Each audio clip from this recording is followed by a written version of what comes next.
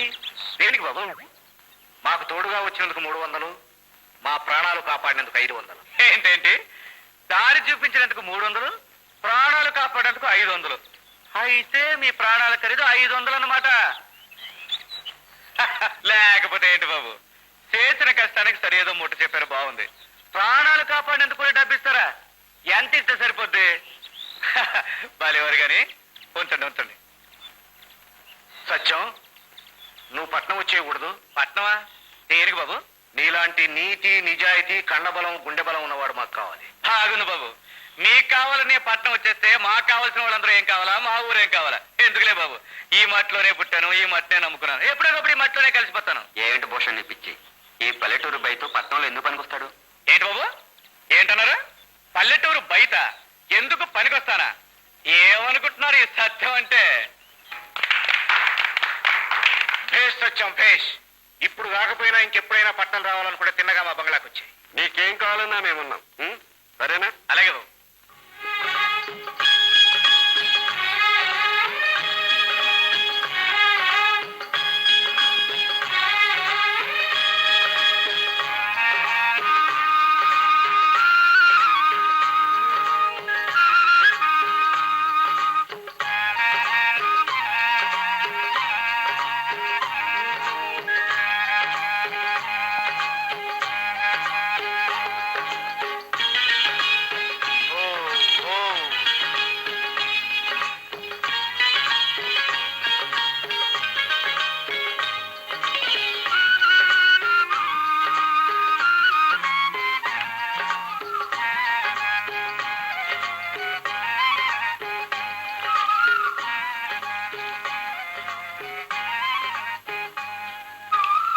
దాదా, అన్నం ఈ పూట కాబట్టి రేత్రికి తినేవాడిని.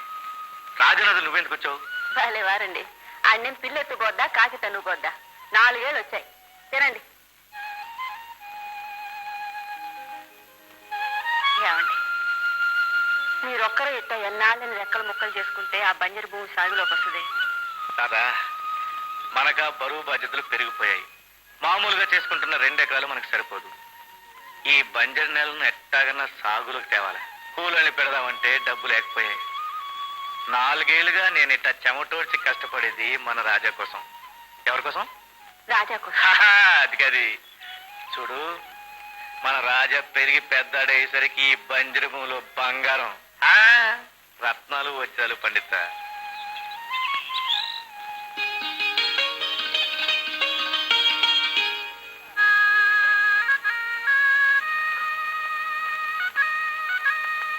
సత్యమా, ఏంద్రా అట్లా దిగాలుగా కూకున్నావు? ఉంది బాబాయ్, శనగలు తిన్నావు, చేతులు కడుక్కున్నావు అన్నట్టుంది వారం. మొత్తం పంట అమ్మితే 300 వచ్చినాయి. చేసినప్పుడు సెలగడితే చేతులు మిగిలాయి. లక్ష్మికి పెళ్లి చేయాలా, రాజాకి చదువు సందే చూడాలా, ఏడాది పొడుగుతో ఇల్లు గడవాలా. ఎట్లా చావాలో ఏంటో. ఉన్న పొలం కాస్త అమ్మేద్దామంటే కొనబోతే కురివి, అమ్మబోతే అడవిలా ఉంది. సత్యం, పొలం అమ్మి ఏం చేస్తావురా? కూలి చేస్తావా, నాలు చేస్తావా? పువ్వులు అమ్మిన చోట కట్టెలమ్మడం కట్టం గాని నేను మాట చెప్తా ఇంటా. ఎనకేం చెప్తా, నాకేం పొగరా? ఆ పట్నం బాబు నేను రమ్మన్నారు కదా, వెళ్తే ఏదన్నా దారి చూపిస్తారేమో. నాకేమో ఈ పరిస్థితుల్లో నువ్వు వెళ్తమే మంచిది అనిపిస్తా ఉంది. నాకు అట్టాగే అనిపిస్తుంది బాబాయ్. వాళ్ళు ఉత్తరాలు రాస్తున్నారు, వెళ్తా.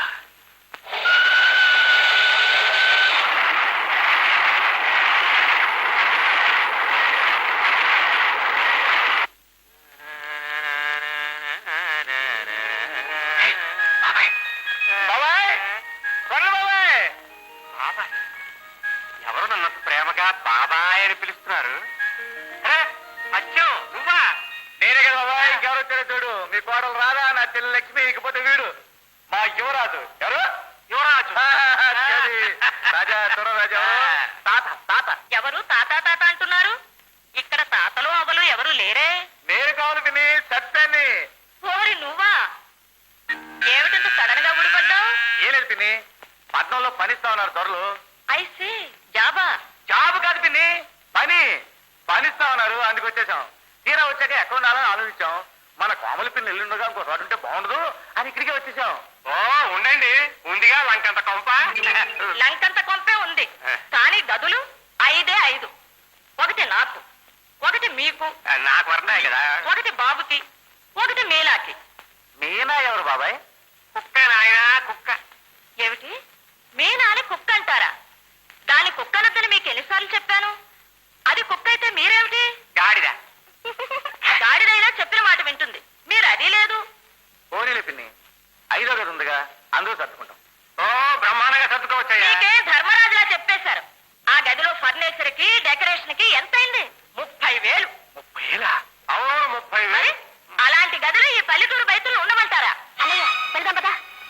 వాళ్ళకి కాస్త కాఫీ అయినా ఇచ్చి పంపుతారులే. నో నో నో నో, పల్లెటూరు వాళ్ళు, వాళ్ళకి కాఫీ గీసే అలవాటు ఉండదు. అవును, మాకు కాఫీ తాగే అలవాటు లేదు. ఇంటికి వచ్చిన బంధువులు అవమానించే అలవాటు అంతకన్నా లేదు. పదండి. వస్తాం బాబాయ్. ఇక చచ్చినారా? అదేం మాటమ్మా, అప్పుడప్పుడు వస్తూ ఉండండి. ఎందుకులేండి మళ్ళీ మిమ్మల్ని ఇబ్బంది పెడతాం.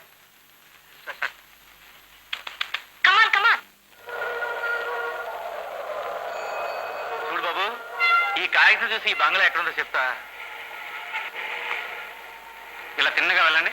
బాబు, ఎవరినైనా తిన్నగాయలు అంటారు కానీ ఈ బంగ్లా మాత్రం రాదు. ఇంకా ఎంత దూరం వెళ్ళాలా? చూడు బాబు, ఇలా తిన్నగా వెళ్తే అదో అప్పుడు వైపున కనపడుతుంది చూడు, పెద్ద మేడ. అదే. కుడివైపుగా? ఆ. సరే, వద్దు. వెళ్ళండి.